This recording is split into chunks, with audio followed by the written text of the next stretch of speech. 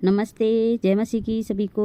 आज मैं आपको दिखाती हूँ पतरस 3 का 1 से 7 तक का वचन है। ये बताती हूँ कि पति और पत्नी को कैसे रहना चाहिए अगर एक इनमें से मसीह में ना हो तो, मसीह के भाई बहनों को। तो चलिए वचन पढ़ते हैं। देखिए, हे पति पत्नियों, तुम भी अपने पति के अधीन हो, इसलिए कि यदि इनमें से कोई ऐसे जो हो जो वचन को ना मानते हो वचन को, तो भी तुम्हारे भय सहित पवित्र चाल चलन को देखकर बिना वचन अपनी पत्नी के चाल चलन के द्वारा खिंच जाए।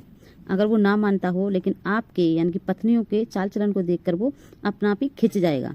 तुम्हारा श्रृंगार दिखावटी हो, अर्थात बाल गूंथना और सोने के गहने या भांति भांति के कपड़े पहनना, वर्ण तुम्हारा छिपा हुआ और गुप्त मनुष्यत्व, नम्रता और मन की दीनता की अविनाशी सजावट से सुसज्जित रहे, क्योंकि परमेश्वर की दृष्टि में इनका मूल्य बड़ा है। पूर्व काल में पवित्र स्त्रियां भी जो परमेश्वर पर आशा रखती थीं,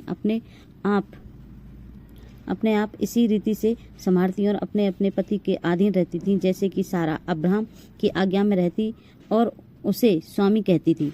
इसी प्रकार तुम भी यदि भलाई करो और किसी प्रकार के भय से भयभीत ना हो, तो उसकी बेटियां ठहरोगी। तो ये देखिए, और आगे मैंने पेज बदल लिया है। वैसे ही हे पतियों, अब यहाँ पे आया पतियों के लिए कि पतियों को भी ऐसा ही मानना चाहिए जैसे कि पत्नियां मानती हैं। वैसे ही हे पतियों, तुम भी बुद्धिमानी से पत्नियों के साथ जीवन निर्वाह करो और स्त्री को निर्बल पात्र जानकर उसका आदर करो, ये समझकर कि हम दोनों जीवन के वरदान के वारिस हैं, जिससे तुम्हारी प्रार्थनाएं रुक ना जाए।